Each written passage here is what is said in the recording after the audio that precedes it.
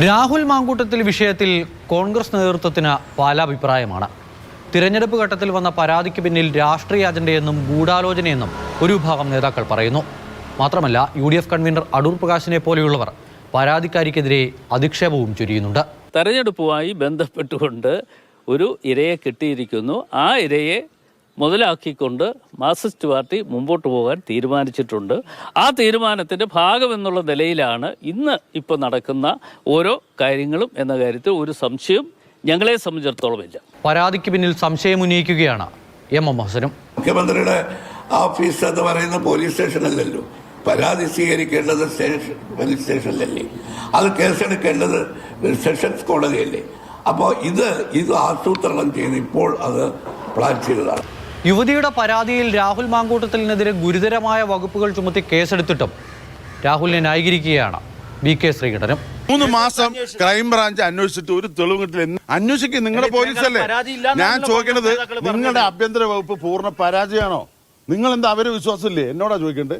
മുഖ്യമന്ത്രി പിണറായി വിജയനോട് പോയി ചോദിക്കും, തെളിവുകൾ ഉണ്ടായിട്ട് എന്താ ചെയ്യണമെന്ന്. ഇനി മറുവിഭാഗത്തിന്റെ നിലപാട് കൂടി നോക്കാം. രാഹുലിനെതിരെ ഏറ്റവും രൂക്ഷമായ വിമർശനം ഉന്നയിച്ചത് രാജ്മോഹൻ ഉണ്ണിത്താൻ. രാഹുൽ വടി കൊടുത്ത് അടി വാങ്ങിയെന്നാണ് ഉണ്ണിത്താന്റെ വിമർശനം. വടി കൊടുത്ത് രാഹുൽ മാങ്കൂട്ടത്തിൽ അടി വാങ്ങിക്കുകയായിരുന്നു. കാരണം പാർട്ടി സ്വീകരിച്ച ആ അച്ചടക്ക നടപടി ശിരസ വഹിച്ചുകൊണ്ട് പാർട്ടിയുടെ വേദികളിൽ നിന്ന് ഒഴിഞ്ഞു നിൽക്കേണ്ട ഉത്തരവാദിത്വം അദ്ദേഹത്തിനാണുള്ളത്.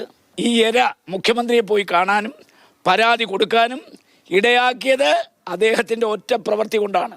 നിയമം നിയമത്തിന്റെ വഴിക്ക് പോകട്ടെ എന്ന നിലപാടാണ് രമേശ് ചെന്നിത്തലയ്ക്ക്. രാഹുൽ മാങ്കൂട്ടത്തിന് സംരക്ഷണം ഒരുക്കാനില്ല എന്ന കാര്യം K മുരളീധരനും വ്യക്തമാക്കുന്നുണ്ട്.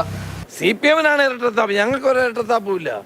നിയമം നിയമത്തിന്റെ വഴിക്കുമോ, law will take its own course. കുറ്റാരോപിതനെ സംരക്ഷിക്കുന്ന ഒരു നിലപാട് ഞങ്ങളുടെ ഭാഗത്തുനിന്നുണ്ടാവില്ല. ഇതിങ്ങനെ ഡ്രാഗ് ചെയ്ത് കൊണ്ടുവന്ന് ഇപ്പം 3 മാസമായി ഈ സംഭവം കഴിഞ്ഞിട്ട്. അപ്പോൾ ചിലരൊക്കെ വിചാരിച്ചു ഇതൊക്കെ ഇനി ഉണ്ടാവില്ല എന്ന് വിചാരിച്ചു. ഏതായാലും ഇപ്പോഴ് സംഭവം ഒഫീഷ്യലായിട്ട് പുറത്തു വന്നു. ഇനി നടപടി നടത്തട്ടെ.